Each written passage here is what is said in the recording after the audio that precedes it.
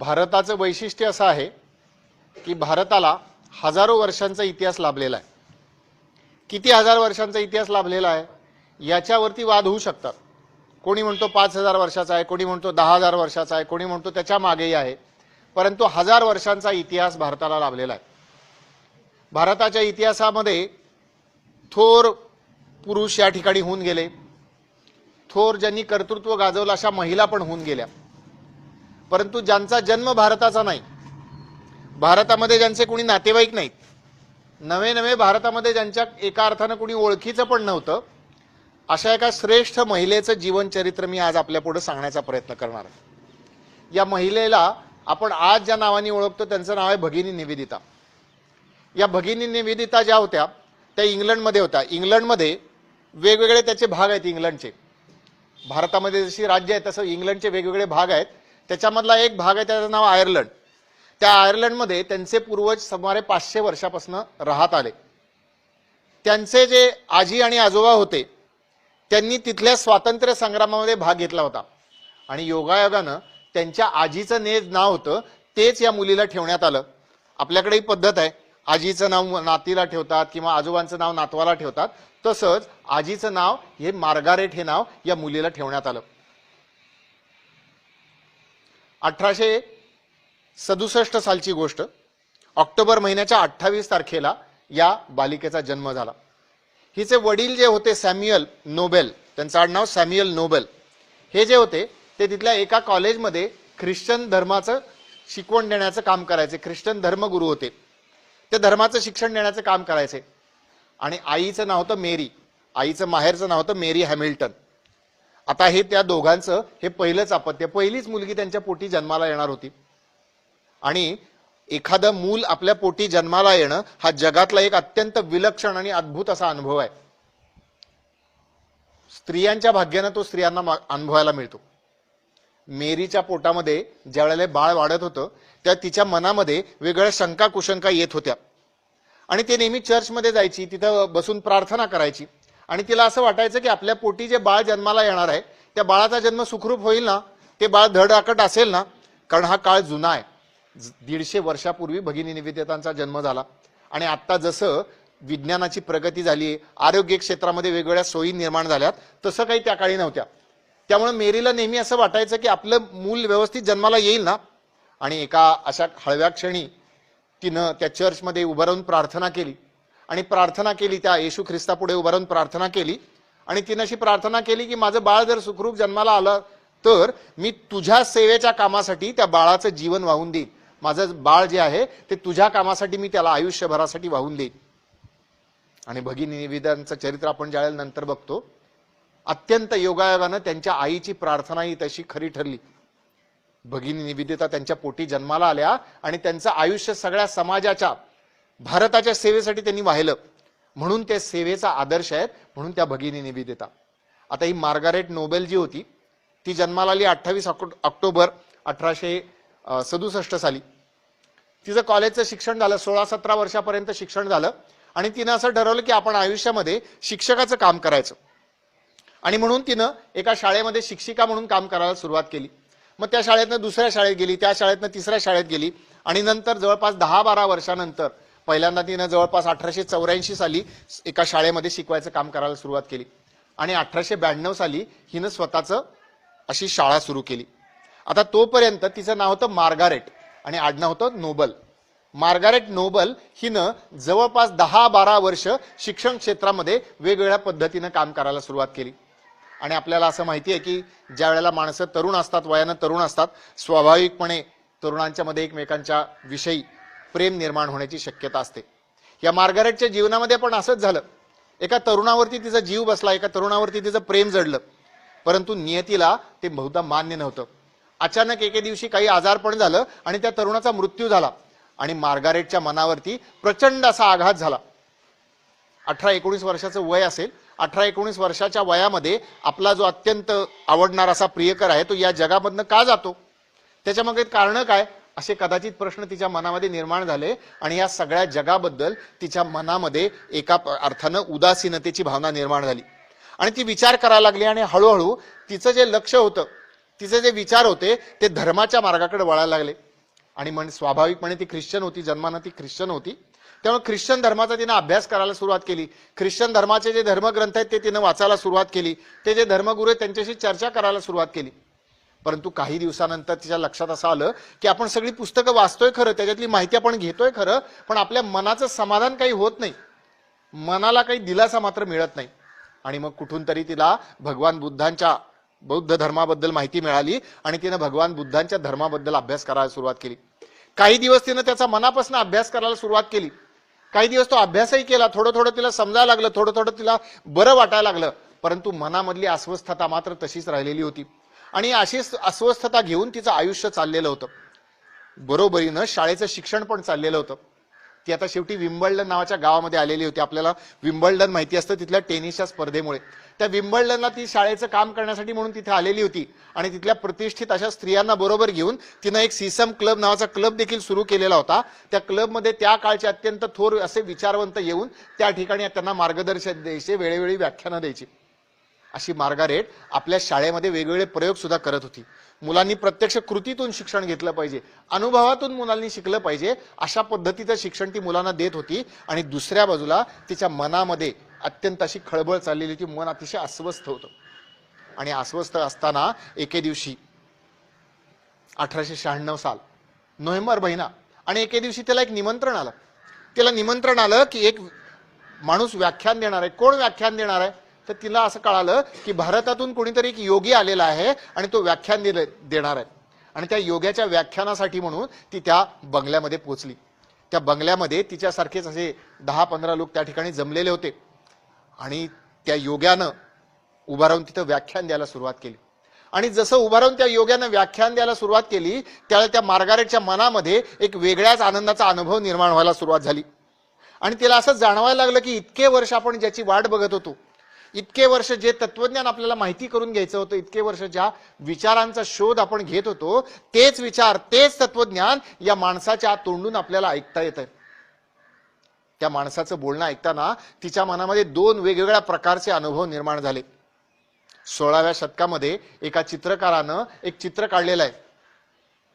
Cysteine Madonna असं त्या चित्राचं नाव आहे. त्या चित्रामध्ये 3 अशी गोंडस बालकं दाखवलेली आहेत, लहान मुलं दाखवलेली आहेत. लहान मुलं आपण बघितलं की त्याच्या चेहऱ्यावरचे भाव किती निरागस असतात. त्याच्या चेहऱ्यावरती लपवाछपी नसते, पापाचं कुठलंही लक्षण नसतं, लपवण्याचं, चोरी लबाडीचं कुठलंही लक्षण नसतं.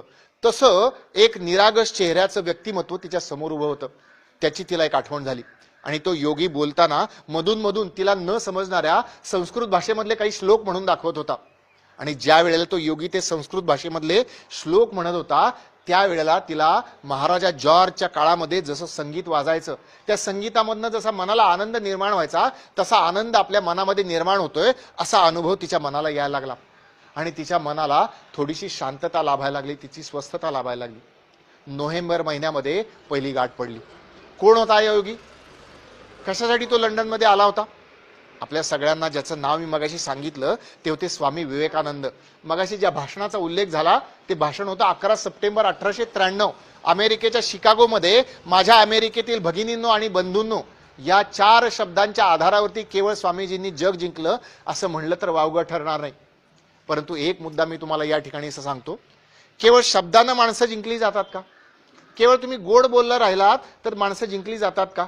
काही दिवस माणसांना बरं वाटेल, पण ते तुम्ही जे गोड बोलणारे शब्द आहेत ते तुमच्या केवळ ओठातून न येता तुमच्या पोटातून येणं, तुमच्या हृदयातून येणं, तुमच्या मनातून जर आले तर माणसं जिंकली जातात. तुमचं आतलं जे काही विचार आहेत, आतली जी हाक बाहेर पडली तर माणसं जिंकली जातात. त्या अर्थानं स्वामी विवेकानंदांनी जिंकलं, कारण त्यांचे विचार जे होते ते अतिशय मनापासून आलेले होते, पोटापासून आले होते, हृदयापासून त्यांनी हाक मारलेली होती. केवळ वरवरचं संबोधन ते नव्हतं. आणि असे स्वामी विवेकानंद एका अर्थानं सगळ्या जगामध्ये प्रसिद्ध झाले. आणि ते इंग्लंडमध्ये काही दिवस त्यांच्या एका शिष्याकडे आलेले होते. आणि मग तिथं असं व्याख्यानांचा कार्यक्रम झाला. आणि मग त्या ठिकाणी भगिनी मार्गारेट नोबेलची आणि स्वामी विवेकानंदांची पहिली भेट झाली. पुढच्या महिन्यामध्ये अजून काही व्याख्यानं झाली. स्वामी विवेकानंद परत अमेरिकेला गेले.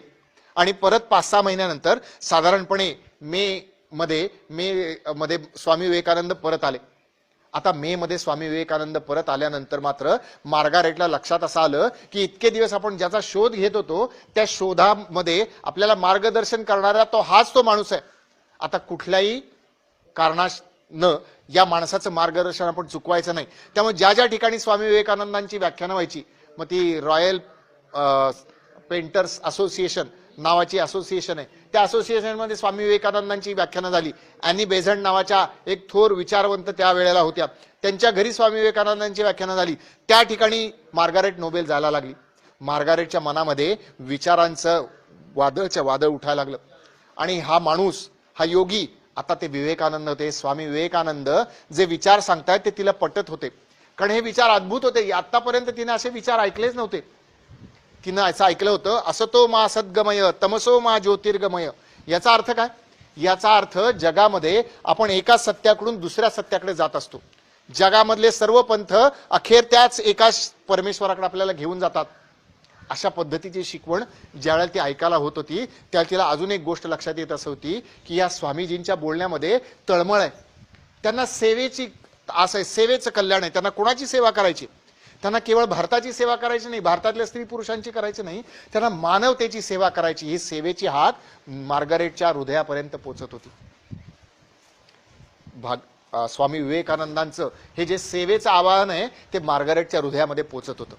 दुसरीकडे स्वामी विवेकानंद जे धर्माचा अर्थ सांगत होते, धर्म सांगत होते, एखाद्या सागराची खोली जशी मोजता येत नाही तसं खोलवर ज्ञान धर्माचं त्यांना आहे हे लक्षात येत होतं. आणि अशा पद्धतीचा माणूस ज्याला गुरु म्हणून आपल्याला मिळू शकतो असं ऐकल्यानंतर मार्गारेट त्यांच्या व्याख्यानांना जाऊ लागली. आणि मार्गारेट व्याख्यानांना जाऊ लागल्यानंतर एके दिवशी एक अतिशय अद्भुत प्रसंग घडला. आणखीन एका शिष्याच्या घरामध्ये असे 20-25 मंडळी जमलेली होती. स्वामी विवेकानंदांचं बोलणं चालू होतं. कदाचित ते बसून बोलत होते आणि एका वेळी स्वामीजींच्या अंगामध्ये एका अर्थानं संचार झाला. स्वामी ताडकन उभे राहिले, त्यांनी 2 हात वरती केले आणि त्यांनी सांगितलं, आता जगाला आवश्यकता आहे ती 20 स्त्री पुरुषांची. जे 20 स्त्री पुरुष सांगतील की आमच्याकडे दुसरं काही नाही, आमच्याकडे फक्त परमेश्वर आहे, परमेश्वराचा आशीर्वाद घेऊन आम्ही सगळ्या जगाच्या कानाकोपऱ्यात जाऊ आणि परमेश्वराचा दिव्य संदेश या सगळ्या जगाच्या कानाकोपऱ्यामध्ये पोचवू. बोला, तुमच्यापैकी कोण हे 20 स्त्री पुरुषांपैकी कार्य करायला तयार आहेत? मार्गारेटच्या मनाची तार छेडली गेली आणि तिला मनामध्ये कुठेतरी जाणवलं की अरे ह्या 20 स्त्री पुरुषांबद्दल बोलणं चाललंय ना, जे 20 लोक स्वामीजींना हवेत ना, त्याच्यातली मी एक आहे. परंतु मार्गारेटचा स्वभाव थोडासा संकोची होता, पटकन पुढे येऊन न बोलण्याचा होता. त्यामुळे ती त्यावेळेला काहीच बोलली नाही. तिनं उभं राहून सांगितलं सुद्धा नाही की मी करू शकते तुमचं काम. ती घरी गेली, पण तिला राहवलं नाही. तिनं स्वामीजींना पत्र लिहिलं आणि स्वामीजींना पत्र लिहिल्यानंतर स्वामीजींनी पटकन त्याचं उत्तर दिलं. आणि हे उत्तर ज्या वेळेला मार्गारेटला मिळालं तो दिवस होता 7 जूनचा 1896चा. मार्गारेटला हे पत्राचं उत्तर मिळालं आणि त्या पत्रामध्ये स्वामीजींनी काय लिहिलं? स्वामीजींनी असं लिहिलं की जगाच्या कल्याणासाठी जसं भगवान बुद्धांनी शेकडो वेळेला अवतार घेतले आणि जगाचं कल्याण करण्याची इच्छा केली, त्यासाठी सगळी खटपट केली, त्यांच्या मार्गावरून आपल्याला जायचंय, जगाचं कल्याण आपल्याला करायचंय. आता या पत्रामध्ये उल्लेख मात्र होता, परंतु प्रत्यक्ष कार्य काय करायचं याचा मात्र त्याच्यामध्ये स्पष्ट खुलासा नव्हता. त्यामुळं मार्गारेट विचारात पडली, आता जगाचं कल्याण करायचं म्हणजे नक्की काय करायचं, या विचाराचं उत्तर काही तिला मिळेना. अशा विचारामध्ये ती अस्वस्थ होती. आणि मग तिथून पुढे 2-4 महिन्यामध्ये नंतर स्वामी विवेकानंदांनी परत आपल्या मातृभूमीकडे यायचं ठरवलं. आणि स्वामी विवेकानंद 1896च्या शेवटी डिसेंबर महिन्यामध्ये साधारणपणे तिथून निघाले. आणि त्यावेळेला श्रीलंका हा भारताचा भाग होता. आणि 15 जानेवारी 1897ला स्वामी विवेकानंद त्या कोलंबोच्या त्या बंदरामध्ये उतरले. आता मार्गारेट मात्र मागे राहिलेली होती, इंग्लंडमध्ये राहिलेली होती आणि स्वामीजी मात्र भारतामध्ये आलेले होते.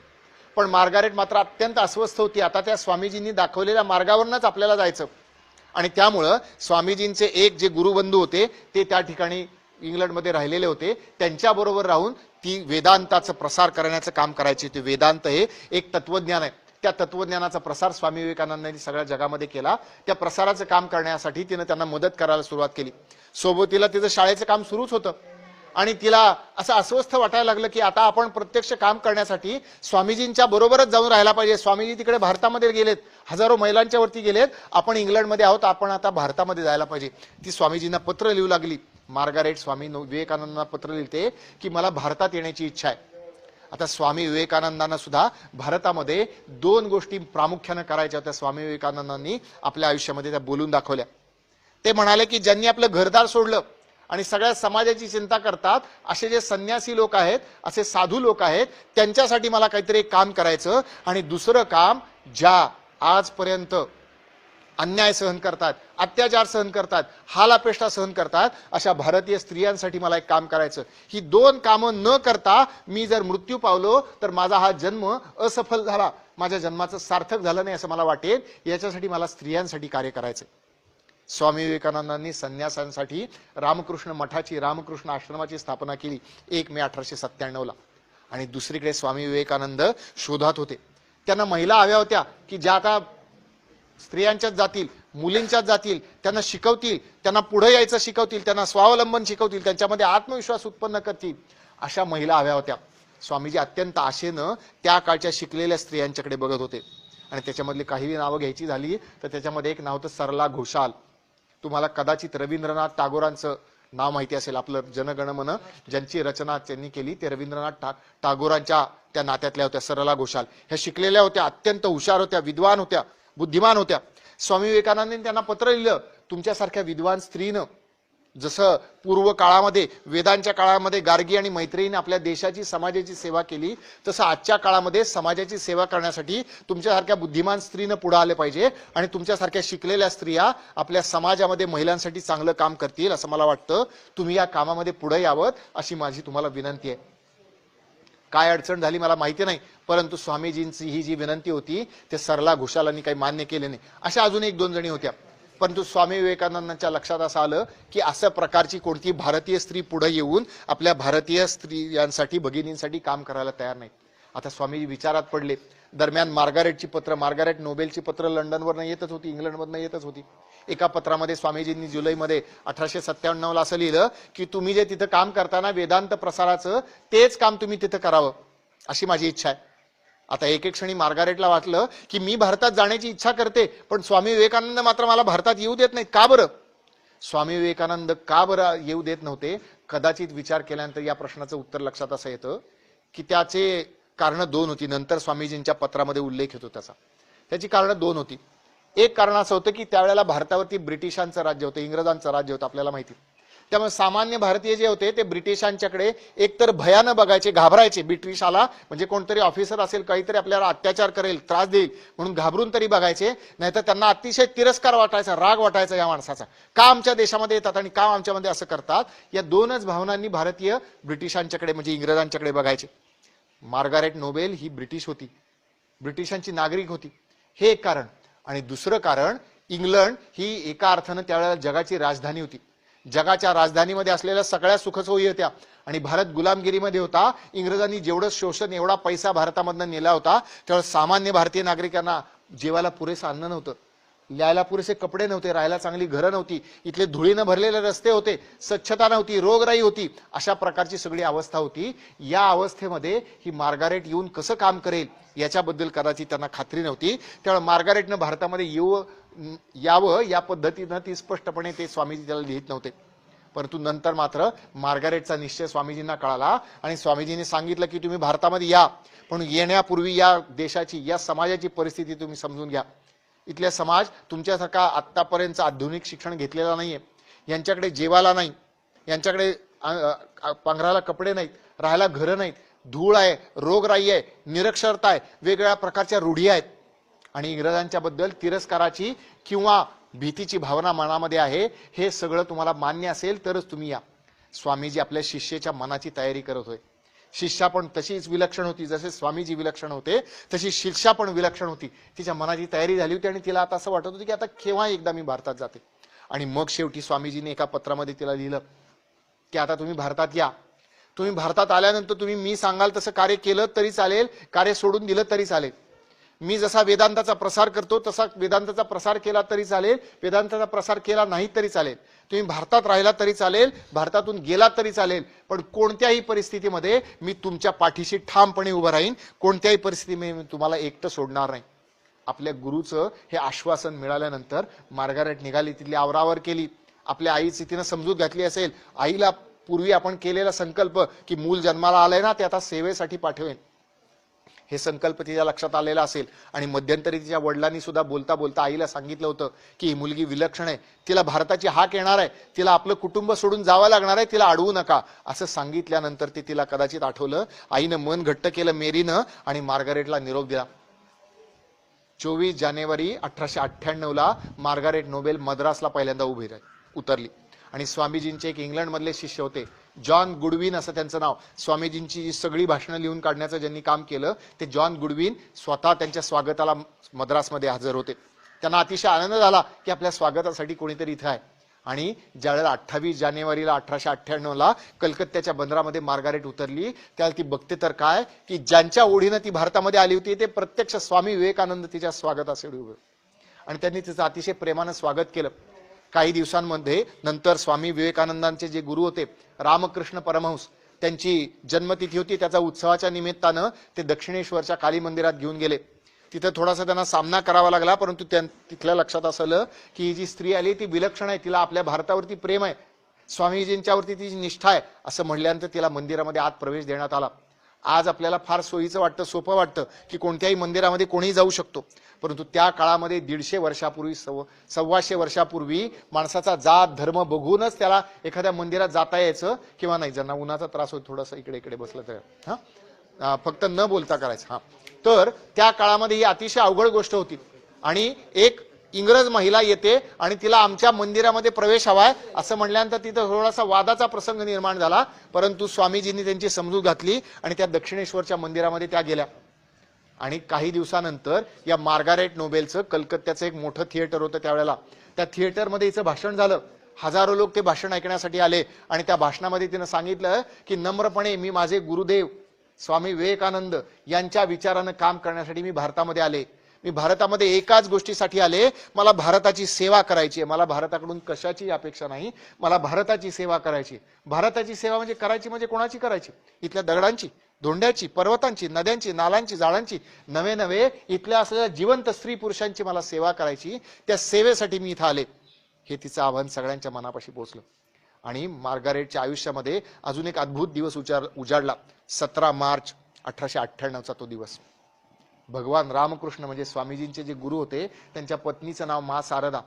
त्या मा शारदा ज्या होत्या त्या बंगालमधल्या एका छोट्याशा, आज बांगलादेशामध्ये ते गाव आहे, त्या गावामधल्या एका छोट्याशा गावामधल्या, त्या काळचं त्या अर्थानं शिक्षण पण न घेतलेली ती महिला, बंगाली शिवाय ज्यांना कुठली भाषा येत नाही, मार्गारेटला इंग्लिश शिवाय दुसरी कुठली भाषा येत नाही, परंतु आपल्याकडे ज्ञानेश्वरांनी असं म्हणलेलं आहे की ये हृदयीचे ते हृदयी घातले, हृदया हृदय एक जाहले. माणसाचं जे प्रेम असतं ना ते कुठल्याही शब्दामध्ये व्यक्त करावं लागत नाही, तुमच्या ते चेहऱ्यावरती दिसतं, तुमच्या डोळ्यामध्ये दिसतं, तुमच्या हावभावामध्ये दिसतं. आणि ज्या वेळेला 17 मार्चला ही भेट झाली मा शारदांची, मार्गारेटला असं वाटलं की आपली आई जणू आपल्यावरती मायेचा वर्षाव करते, प्रेमाचा वर्षाव करते. आणि त्यावेळेला भारतामध्ये विचित्र अशी प्रकारची पद्धत होती. आता आपण सगळेजण इथं एकत्र बसून जेवतोय, एकत्र बसून सगळेजण स्वयंपाक करतोय, पण त्यावेळेला जातीच्या लोकांनी जेवायला बसायचं, जातीच्या बाहेर जेवायचं नाही, अशी एक विचित्र पद्धती या भारतामध्ये होती. परंतु मा शारदांनी अतिशय प्रेमानं मार्गारेटची भेट घेतली आणि तिच्याबरोबर अल्पाहार सुद्धा घेतला, त्याच्याबरोबर तिनं काही खाण्याचे पदार्थ सुद्धा घेतले. आणि हे बघून मार्गारेटला अतिशय आनंद झाला आणि मार्गारेटला लक्षात असं आलं की होय आपण चांगल्या कामासाठी आता आलोय, बरोबर आपल्या लोक बरोबर आहे. मग तिथून पुढे असं ठरलं की भारताची एक यात्रा करायची, भारताची जर सेवा करायची असेल तर भारत समजून घ्यायचा असेल, समजून घ्यायला पाहिजे. आणि म्हणून मार्गारेट निघाली. बरोबर होते तिचे गुरु स्वामी विवेकानंद. मध्यंतरीच्या काळामध्ये अजून 5-6 दिवसांनी 25 मार्चचा दिवस, मार्गारेटनं तोपर्यंत ब्रह्मचर्याची दीक्षा घेतलेली नव्हती. ब्रह्मचर्य याचा अर्थ सर्व प्रकारच्या इच्छा आकांक्षा, मला हे पाहिजे, मला ते पाहिजे, कुठल्याही प्रकारची आकांक्षा, मग ती शारीरिक असेल, मानसिक असेल, आर्थिक असेल, अशा सर्व आकांक्षांपासून दूर राहायचं, अशा व्रताची तिनं दीक्षा घेतली. आणि स्वामीजींनी तिला नवीन नाव दिलं. आता मार्गारेटचं नाव गळून पडलं आणि तिला नाव दिलं निवेदिता. निवेदिता याचा अर्थ इंग्लिश भाषेमध्ये द डेडिकेटेड, जी अर्पण केलेली आहे, जी वाहिली गेलेली आहे, जिचं जीवन वाहिलं गेलेलं आहे. कशाला वाहिलं गेलेलं आहे? परमेश्वराच्या कार्याला वाहिलं गेलेलं आहे. अशी निवेदिता आता निघाली. आपले गुरुदेव स्वामी विवेकानंद यांच्या बरोबर ती भारताच्या प्रवासाला निघाली. भारताच्या अनेक राज्यांमध्ये त्यांचा प्रवास झाला. स्वामीजी अत्यंत विद्वान होते, अत्यंत हुशार असे होते, सगळ्या जगामध्ये त्यांचं नाव होतं. आणि अशा विद्वान माणसाच्या सहवासामध्ये निवेदिता आता शिक्षण घेत होत्या.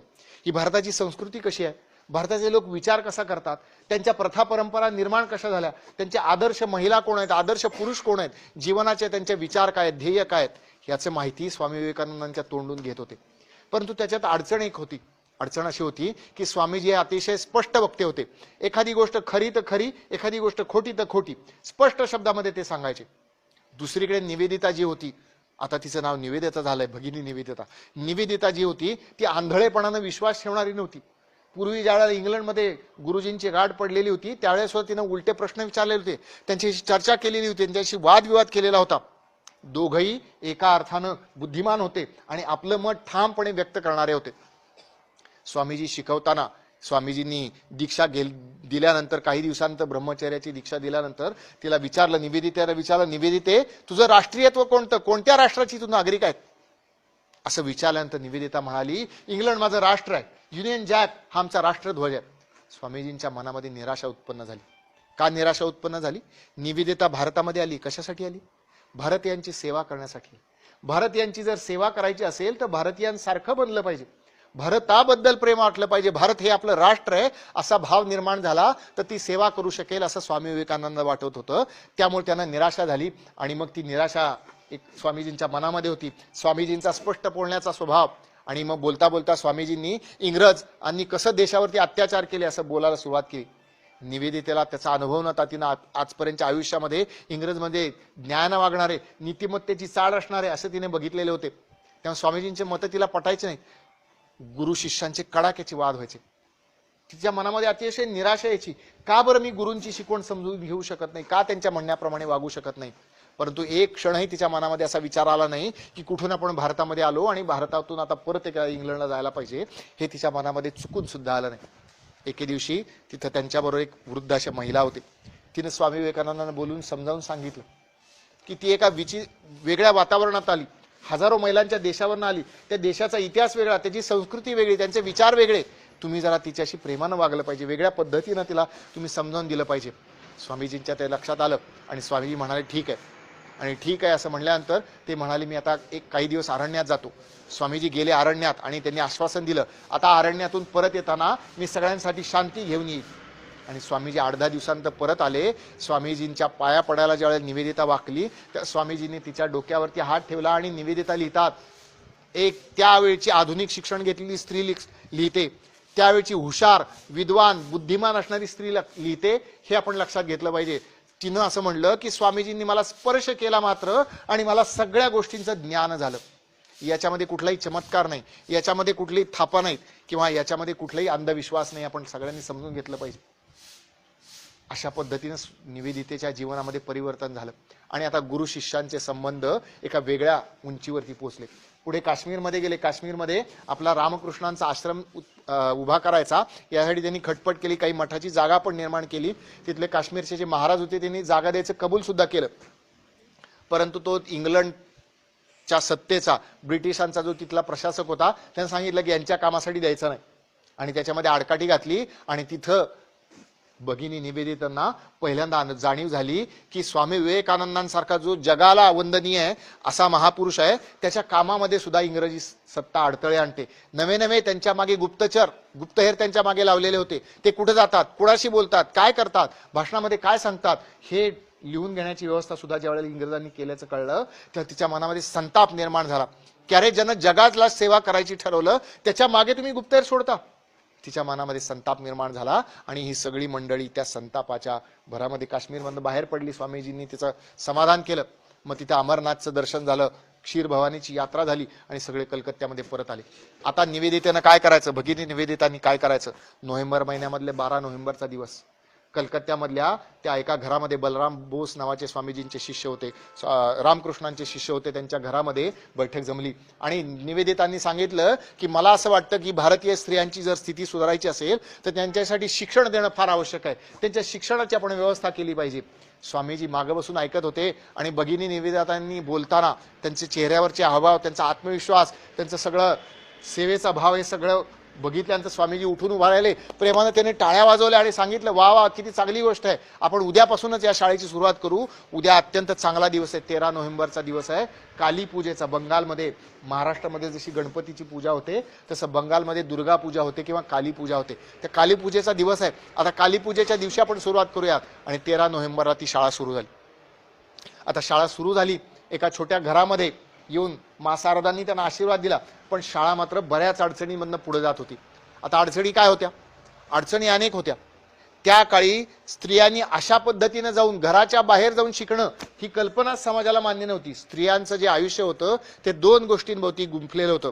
चूल याचा अर्थ फक्त स्वयंपाक करणे, स्वयंपाकघरातली कामं करणे, आणि दुसरं म्हणजे मुलांना जन्म देणे आणि त्यांना वाढवणे. याच्या पलीकडे जाऊन स्त्रियांनी आयुष्यामध्ये काही करायचं असतं ही कल्पना समाजाला मान्य नव्हती. त्यामुळे मुलींचं शिक्षण हे समाजाला मान्य नव्हतं. अडचण पहिली.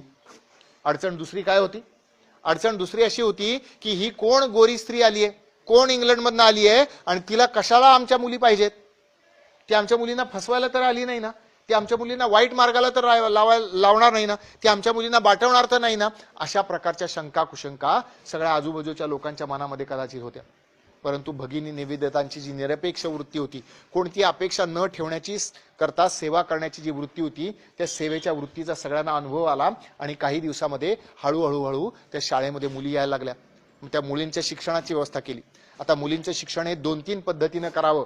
शिक्षणातले प्रयोग मार्गारेट असताना भगिनी निवेदिताने अनेक केले होते. अनुभवातनं शिक्षण, समाजामध्ये जाऊन शिक्षण, अशा पद्धतीचं केलेले असल्यामुळे त्यांनी मुलींना वेगवेगळ्या पद्धतीचं शिक्षण द्यायला सुरुवात केली. म्हणजे पुस्तकी शिक्षण तर आहेच, त्याच्यामध्ये गणिताचं असेल, इतिहासाचं असेल, इंग्रजी भाषेचं असेल, अशा प्रकारचं शिक्षण तर आहेच. पण त्याच्याबरोबर कौशल्य पण विकसित झाली पाहिजेत. या मुलींना काही विणकाम करता आलं पाहिजे, भरतकाम करता आलं पाहिजे, त्यांना आणखीन जगण्यासाठी म्हणून अशी कौशल्य निर्माण झाली पाहिजेत. अशा पद्धतीची कौशल्य. नंतर निवेदितांनी अशी कल्पना केली की मुलांना केवळ पुस्तकी शाळेतलं शिक्षण न देता त्यांना समाजाचं शिक्षण देण्यासाठी त्यांना 6 महिने शाळेचं शिक्षण आणि 6 महिने पूर्ण भारताचं भ्रमण करून भारताचं शिक्षण दिलं पाहिजे. मग नंतर 1-2 वर्षांनी त्यांनी भारताचं भ्रमण सुद्धा त्या मुलींना घडवून आणलं, असा त्यांच्या चरित्रामध्ये उल्लेख आहे. भगिनी निवेदितांची शाळा जी आहे ती हळूहळू बाळसं धरायला लागली. आता त्या शाळेमध्ये अनेक अडचणी होत्या. अडचणीमध्ये सगळ्यात महत्वाची अडचण होती ती पैशाची. शाळा चालवायची म्हणजे वेगवेगळ्या कामांसाठी पैसा पाहिजे. आता पैसा मात्र दुर्दैवानं या समाजाकडून पाहिजे तेवढा मिळत नव्हता. त्यामुळे स्वामी विवेकानंदांनी त्यांच्याशी चर्चा केली आणि त्यांनी सांगितलं की भारतामध्ये ज्ञान आहे, भारतामध्ये गरज आहे, परंतु पश्चिमेकडे म्हणजे अमेरिकेमध्ये, इंग्लंडमध्ये पैसा आहे. आपण त्यांना जाऊन आवाहन करूयात आणि त्यांना आपल्या शाळेसाठी पैसा देण्याचं आवाहन करण्यासाठी आपण जाऊ इंग्लंडला, आपण अमेरिकेला जाऊ, आपण इंग्लंड अमेरिकेचा दौरा करूयात, असं म्हणून हे गुरु शिष्य निघाले. बाकीची त्यांच्याबरोबर मंडळी होती. हे गुरु शिष्यांचा सहवास हा एका अर्थानं विलक्षण सहवास होता. त्या जहाजावरच्या प्रवासामध्ये 3-4 महिन्यांच्या प्रवासामध्ये निवेदितेला वेगवेगळ्या प्रकारचं ज्ञान पुन्हा एकदा अनुभवायला मिळालं. कारण स्वामीजींचा जास्तीत जास्त सहवास त्यांना लाभत होता. आणि याच प्रवासामध्ये भगिनी निवेदितांनी काली मातेवरती अर्पण केलेलं काली द मदर या नावाचं एक पुस्तक त्यांचं लिहिलं. ते पुस्तक पुढे जाऊन त्यांनी प्रसिद्ध केलं. अमेरिकेमध्ये गेल्यानंतर स्वामीजींनी त्यांना सांगितलं की तुम्ही वेगळ्या पद्धतीनं कामं करा, मी वेगळ्या पद्धतीनं कामं करतो. आणि मग भगिनी निवेदितांनी गावोगाव जायचं, लोकांना माहिती सांगायची, त्यांना आवाहन करायचं, त्यांना निधी देण्याचं आवाहन करायचं. अनेक ठिकाणी त्यांना चांगले अनुभव आले. लोकांनी खूप पद्धतीनं पैशाची मदत केली. काही ठिकाणी त्यांना विरोधाचे पण अनुभव आले. जे धर्मांध ख्रिश्चन धर्म प्रसारक होते त्यांनी अतिशय चुकीची भारताची कल्पना तिथल्या लोकांच्या मनामध्ये उत्पन्न केलेली होती. वेगवेगळ्या पद्धतीच्या खोट्या नाट्या गोष्टी सांगितलेल्या होत्या की भारतामध्ये मूल जन्माला आलं ना की मूल जे असतं ते कासवाला खायला घालतात.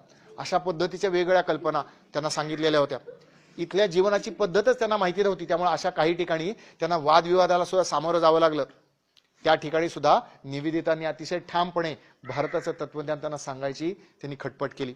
या प्रवासामध्ये चांगले अनुभव आले, वाईट अनुभव आले. असा 2-2.5 वर्षांचा प्रवास केला.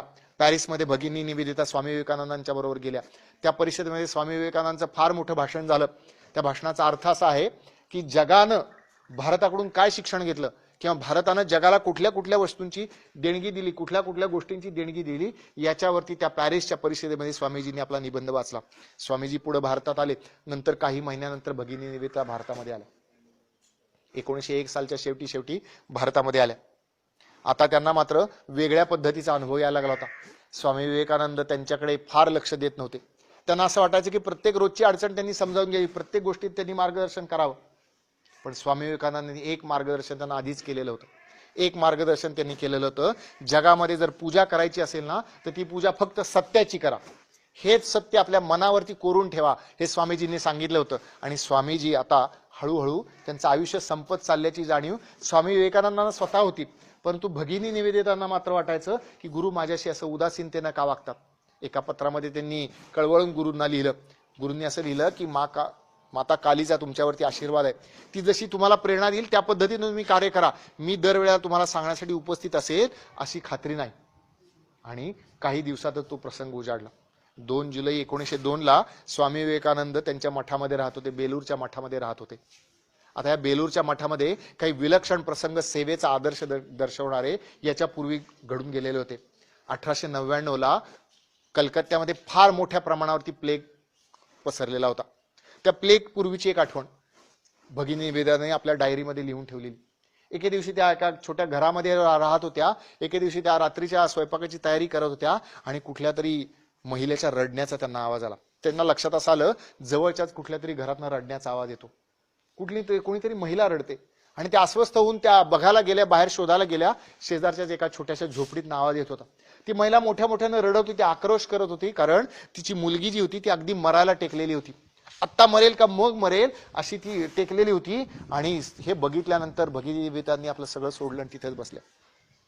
तिचं सांत्वन करत बसल्या आणि काही तासानंतर ती मुलगी त्याच ठिकाणी ती मरण पावली.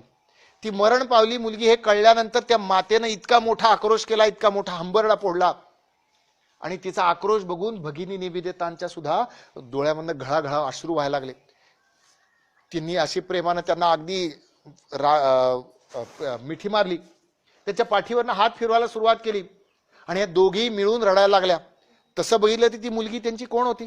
निवेदितांची कोण नव्हती, त्यांच्या ओळखीची नव्हती, त्यांच्या जातीची नव्हती, त्यांच्या पातीची नव्हती, त्यांच्या देशाची सुद्धा नव्हती. परंतु भारत आता माझा आहे, भारतीय सगळे माझे.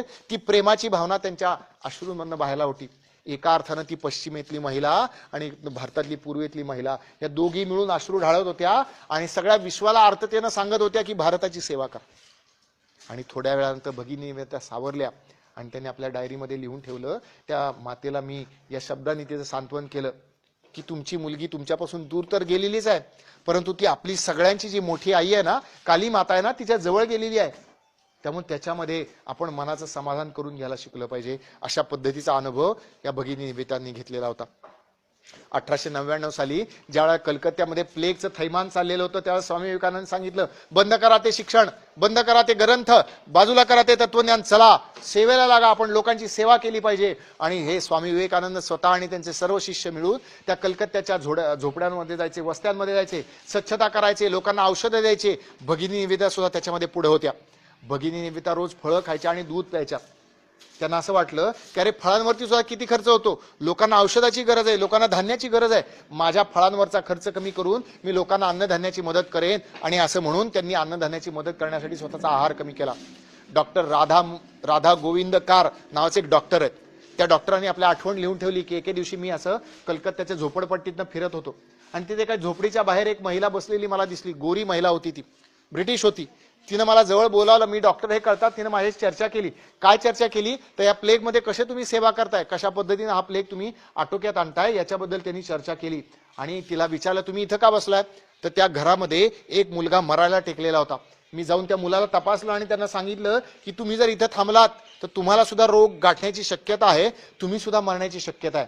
त्या मुलाचे जे कोणी नातेवाईक होते ते सगळे एकटे सोडून त्याला गेलेले होते. त्या काळात पद्धतच विचित्र होती. परंतु मी असं बघितलं की ती महिला त्याच ठिकाणी तिने ते सगळं घर साफ केलं, चुना घराला मारला, त्याच्यावरती ते औषध फवारणी केली आणि त्या मुलाची मरेपर्यंत सेवा केली. काही दिवसामध्येच त्या मुलाचं निधन झालं. आईच्या मायेनं भगिनी निवेदितांनी त्या मुलाची सेवा केलेली होती. अशा सेवा केलेल्या निवेदिता आपल्या शाळेसाठी निधी जमवायला म्हणून इंग्लंड अमेरिकेत गेल्या आणि परत आल्या. परत आल्यानंतर स्वामीजींचा सहवास लाभला आणि 2 जूनला त्या बेलूरच्या मठामध्ये गेल्या. स्वामी विवेकानंदांनी आग्रहाने त्यांना त्या दिवशी ठेवून घेतलं. स्वामी विवेकानंदांनी स्वतःच्या हाताने स्वयंपाक केला. स्वामी विवेकानंदांच्या मध्ये अनेक गुण आहेत, त्याच्यातला एक गुण आहे की अतिशय चांगला स्वयंपाक ते करायचे. स्वतःच्या हाताने त्यांनी स्वयंपाक केला. आपल्या शिष्याला अतिशय प्रेमाने वाढलं आणि प्रेमानं वाढलं. ती पोटभर जेवली आणि ती उठली आणि हात धुवायला गेली. त्या स्वामीजींनी एक विलक्षण गोष्ट केली. विलक्षण गोष्ट काय केली, आपण स्वतःहून पुढे झाले, त्या शिष्याच्या हातावरती पाणी घातलं. तिच्या हातावरती पाणी घालून थांबले नाहीत. स्वामीजींनी टॉवेल घेतला आणि आपल्या शिष्याचे हात पुसले. निवेदिताला संकोच झाला. आपले गुरु आपल्या हातावरती पाणी घालतात, आपला हात पुसतात. गुरुजींना ती म्हणाली, गुरुदेवांना म्हणाली, स्वामीजी तुम्ही हे काय करताय? स्वामीजी म्हणाले की येशू ख्रिस्तानी नाही का आपल्या शिष्यांचे पाय धुतले होते. निवेदितेच्या मनामध्ये पटकन तो प्रसंग आठवला आणि तिच्या तोंडावरती शब्द आले ते तिनं मनामध्ये गिळले. परंतु त्यावेळेला येशू ख्रिस्ताचं ते शेवटचं जेवण होतं, द लास्ट सपर. शेवटचं जेवण येशू ख्रिस्ताचं ते आयुष्यामधलं होतं. पण हे लास्ट सपर आयुष्यातलं हे बोलवे ना तिला, ती शांत बसली आणि ती गेली. एकच दिवस मध्ये गेला आणि 4 जुलैला स्वामीजींचं निधन झालं. मग निवेदिताला लक्षात असं आलं की स्वामीजींनी मला संकेत दिला होता की आता मी जगामध्ये राहणार नाही, आता तुझी आणि माझी भेट परत होणार नाही, ही आपली शेवटचीच भेट आहे, हे शेवटचं जेवण आहे, हा संकेत देत होते. निवेदितेला 2 दिवसानंतर मृत्यूची बातमी कळल्यानंतर लक्षात असं आलं. आणखीन एक विलक्षण गोष्ट घडली. ज्या चादरीवरती स्वामीजींचा देह ठेवलेला होता, निवेदितेने विचारलं की या चादरीचं तुम्ही काय करणार. आपल्याकडे पद्धत आहे, एखादा माणूस गेल्यानंतर त्याचे जे सगळे कपडे असतात ते त्याच्याबरोबर त्या चितेमध्ये जाळले जातात. शिष्यानं ते उत्तर दिलं. निवेदितेच्या मनात आलं की माझ्या गुरुजींची शेवटची आठवण म्हणून ती चादर मला मिळेल का. तिच्या मनात आलं, पण संकोचानं ती बोलली नाही. त्या चितेपाशी ती शांतपणे बसली. ती चिता पेटली आणि थोड्या वेळानं एक विलक्षण अशी गोष्ट घडली. त्या चितेतून उडून त्या चादरीचा एक तुकडा तिच्या जवळ येऊन पडला. काय विलक्षण गोष्ट आहे. तिला लक्षात असं आलं की स्वामीजींनी गेल्यानंतर सुद्धा मला प्रसाद दिलेला, मला आशीर्वाद दिलाय. तिनं ती चिंदी घेतली आणि आपल्या बरोबर ठेवली. असं गुरु शिष्यांचं एक अटूट नातं होतं. आता या दरम्यानच्या काळामध्ये निवेदितांच्या मनामध्ये वेगवेगळे विचार यायला लागले होते. स्वामी विवेकानंदांचं कार्य जे आहे ते प्रामुख्यानं आध्यात्मिक स्वरूपाचं कार्य, आध्यात्मिक जागृती करायचं कार्य. पण निवेदितांना अनुभव काय येत होते. एक पहिला अनुभव मगाशी मी सांगितला की काश्मीरमध्ये स्वामी विवेकानंदांच्या मठाला जागा द्यायचं ब्रिटिश अधिकाऱ्यांना नाकारलं. हा पहिला अनुभव. तुम्ही जमशेदजी टाटांचं नाव ऐकलं असेल. जमशेदजी टाटांनी इंग्लंडच्या सरकारला एक योजना सादर केलेली होती की भारतीयांसाठी आम्ही एक वेगळं विद्यापीठ करू इच्छितो. इंग्लंड सरकारनं ती फेटाळून लावली होती. भारतीयांसाठी विद्यापीठ करण्याची गरज नाही. ही दुसरी गोष्ट. तिसरी गोष्ट, अॅनी बेझंटचं नाव मी मगाशी घेतलं. अॅनी बेझंटची एक इच्छा होती की बनारस म्हणजे काशीमध्ये हिंदू महाविद्यालय हे स्थापन करण्याची त्यांची इच्छा होती. इंग्रज सरकारने त्यांना परवानगी नाकारली. आणि आणखीन एक विलक्षण गोष्ट घडली. आपण जे लाल बाल पाल असं इतिहासामध्ये वाचतो. लाल बाल पाल मध्ये जे बाल म्हणजे बाळ गंगाधर टिळक, त्यातले पाल जे आहे ते बिपिनचंद्र पाल आणि लाला लजपत राय. त्यातले जे बिपिनचंद्र पाल आहेत, लाल बाल पाल मधले बिपिनचंद्र पाल होते, ते भाषणांसाठी म्हणून अमेरिकेमध्ये व्याख्यानाला गेले होते. आणि एके ठिकाणी ते व्याख्यानाला गेल्यानंतर तिथले लोक म्हणाले, अरे तुम्ही आम्हाला काय तत्वज्ञान सांगता, तुमचा देश गुलामीत आहे, तुमचा देश पहिल्यांदा स्वतंत्र करा, मग तुमचं तत्वज्ञान ऐकायचं का नाही, ते चांगलं का वाईट आहे आम्ही नंतर ठरवू. आता हे सगळं प्रसंग ती निवेदिता बघत होती आणि अतिशय स्वाभिमानी अशी स्त्री होती.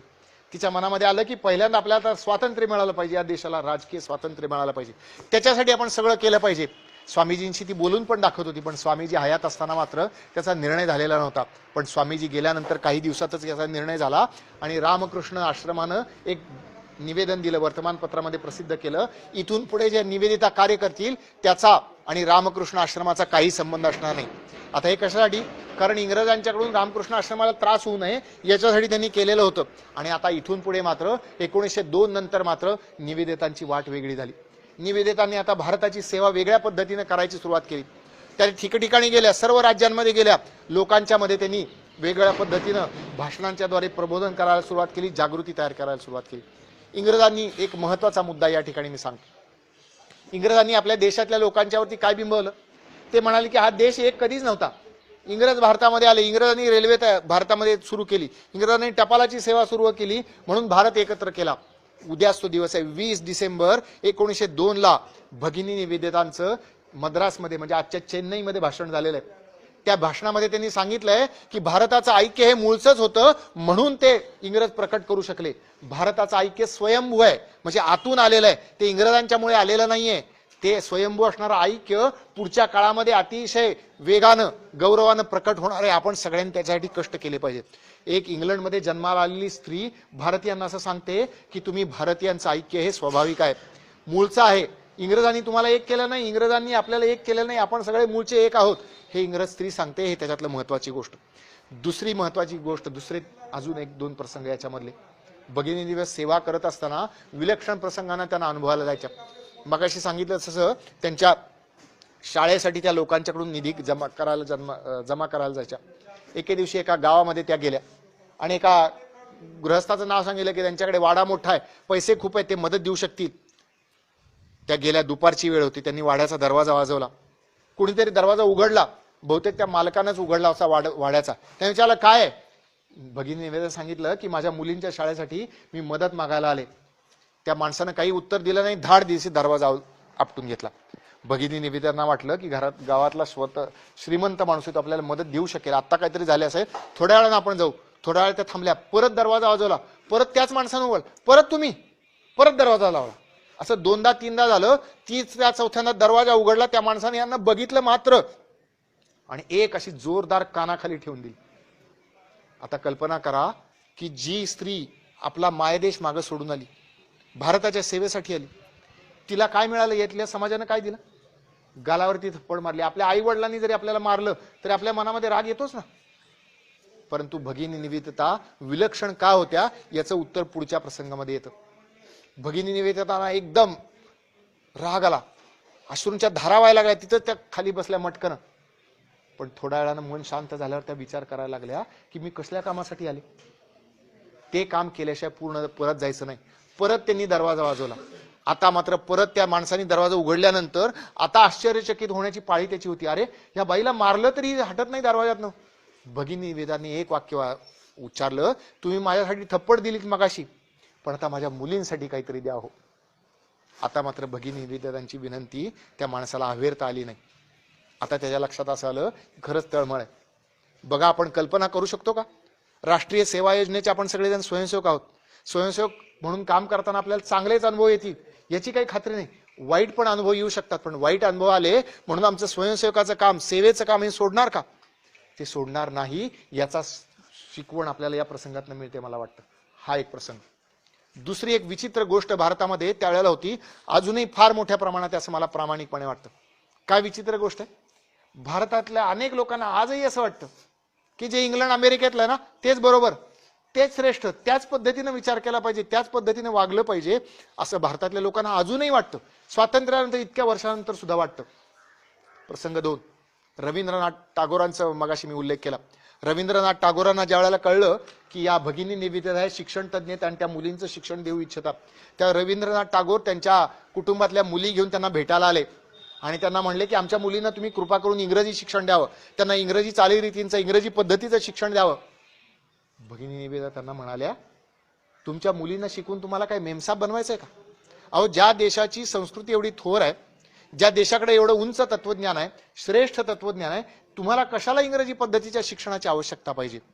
आणि हा प्रसंग रवींद्रनाथांच्या आयुष्यामध्ये घडल्यानंतर आपल्याला लक्षात असं येतं की रवींद्रनाथ पूर्ण बदलले आणि त्यांना भारतीय संस्कृतीची श्रेष्ठत्व पटलं आणि त्यांच्या आयुष्यामध्ये त्यांनी शिक्षण तज्ज्ञ म्हणून थोर काम केलं, अनेक पद्धतीने काम केलं. जगातले जे 100 श्रेष्ठ शिक्षण तज्ज्ञ आहेत ना, त्याच्यामध्ये भारतामधले जे 3-4 मंडळी, त्याच्यामध्ये रवींद्रनाथांचा क्रमांक लागतो. रवींद्रनाथांना ही दृष्टी जी दिली ती भगिनी निवेदितांनी दिली. रवींद्रनाथांचे जे एक भाऊ होते, त्यांचं नाव होतं अवनींद्रनाथ, असं त्यांचं नाव होतं. आता हे अवनींद्रनाथ जे होते ना, ते अतिशय चांगले चित्रकार होते. ज्यावेळेला त्यांची चित्रकला बघितली, भगिनी निवेदितांना चित्रकलेमध्ये सुद्धा गती होती, चित्र सुद्धा चांगल्या काढायच्या. ज्यावेळेला त्यांनी चित्र बघितली त्यावेळेला त्यांच्या लक्षात असं आलं की अहो अवनींद्रनाथ, तुम्ही चित्र काढताय ते सगळं तुम्ही इंग्रजांचं अनुकरण करताय, ब्रिटिशांचं अनुकरण करताय. ज्या देशामध्ये शेकडो वर्षापूर्वी अजिंठ्याच्या गुफांमध्ये एवढी सुंदर चित्रकला तुमच्या पूर्वजांनी चितारून ठेवली, त्या देशाला इंग्रजांची नक्कल करण्याचं काय कारण आहे? अवनींद्रनाथांच्या चरित्रामध्ये तो बदलाचा प्रसंग घडला आणि अवनींद्रनाथांची चित्रकला जी आहे ती भारतीय पद्धतीची झाली आणि त्यांनी भारत मातेचं एक चित्र काढलं. नंतर तुम्ही इंटरनेटवरती सर्च करा, ते भारत मातेचं चित्र अतिशय देशभरामध्ये प्रसिद्ध झालं. अशा भगिनी निवेदिता होत्या. सायन्सच्या मुलांना एका शास्त्रज्ञाचं नाव माहिती असतं, जगदीशचंद्र बोस, जगदीशचंद्र बसू. त्यांच्या नावाचे अनेक शोध आहेत. वनस्पतीमध्ये सुद्धा जीव असतात हा विलक्षण शोध त्यांनी जगाला सांगितला. त्याच्यामध्ये त्यांना अतिशय अडचणी आल्या, अतिशय हालापेष्ट आल्या, लोकांनी त्याला खोटं ठरवायचा प्रयत्न केला. परंतु या जगदीशचंद्र बसू आणि भगिनी निवेदिता यांच्या कुटुंबांची अतिशय जवळीक झालेली होती. त्यांचे अनेक ग्रंथ भगिनी निवेदितांनी लिहून काढले, त्यांच्या ग्रंथांचं लेखन केलं. भगिनी निवेदितांनी स्वतंत्रपणे लेखन केलं. त्यांची स्वतःची अनेक पुस्तकं आहेत. स्वामी विवेकानंदांच्या वरती जे त्यांनी यात्रा केली भारताची, सम वॉन्डरिंग्स विथ माय मास्टर नावाचं मोठं पुस्तक लिहिलं. माय मास्टर ॲज आय सॉ हिम नावाचं पुस्तक विवेकानंदांच्यावरती लिहिलं. क्रेडल टेल्स ऑफ हिंदुइझम नावाचं मोठं एक पुस्तक लिहिलं. अशा पद्धतीची अनेक पुस्तकं त्यांनी, काली द मदरचा मगाशी मी उल्लेख केला, अशी अनेक पुस्तकं लिहिली. क्रांतिकारकांना मदत केली. पुढच्या 1902 नंतरच्या आयुष्यामध्ये त्यांनी देशामध्ये स्वातंत्र्यासाठी जेवढे म्हणून प्रयत्न चालले होते त्या सगळ्या प्रयत्नांना त्यांनी मदत केली. काँग्रेसची अधिवेशनं भरायची त्यावेळेला आपल्याला नामदार गोपाळ कृष्ण गोखले, महात्मा गांधींचे गुरु ज्यांना म्हणलं जातं, ते गोखले हे बनारसच्या अधिवेशनाचे अध्यक्ष होते. त्या अधिवेशनामध्ये वाद होईल काय अशा पद्धतीची अवस्था निर्माण झाली. त्या भगिनी निवेदिता त्या ठिकाणी होत्या. त्यांनी समजूत घेतली सगळ्यांची आणि त्याच्यामध्ये फार वाद न होता त्यांनी त्याच्यामध्ये सहभाग घेतला. 1906च्या अधिवेशनामध्ये भगिनी निवेदितांनी आणखीन एक विलक्षण गोष्ट केली. भारताला स्वतःचा राष्ट्रध्वज असला पाहिजे. युनियन जॅक काय हा भारताचा राष्ट्रध्वज नाही, म्हणून ते एका राष्ट्रध्वजाची कल्पना केली. तुम्हाला पुराणांमध्ये दधीची ऋषींची गोष्ट आहे, कदाचित तुम्हाला माहिती का नाही कल्पना नाही, पण इंद्रानी ज्या वेळेला राक्षसांशी युद्ध करायचं ठरवलं, त्याला वज्र नावाचं एक अस्त्र बनवायचं ठरवलं. पण ते वज्र बनवायचं कशापासून, तर एका चांगल्या तपस्वी माणसाच्या हाडांपासून बनवायचं असं ठरवलं. आणि मग असा माणूस कोण, म्हणून दधीची नावाचे ऋषी होते. त्यांना जाऊन देवानी विनंती केली की तुमची हाडं आम्हाला पाहिजेत. आता माझी हाडं पाहिजे त्याचा अर्थ काय पाहिजे, मी मेलं पाहिजे मगच माझी हाडं घेणार ना. म्हणजे एका अर्थानं देवांनी दधीची ऋषींना विनंती काय केली की तुम्ही आता जीव द्या, तुम्ही मृत्यू पत्करा, मग तुमची हाडं देईल. त्या दधीची ऋषींच्या हाडांपासून वज्र निर्माण झालं.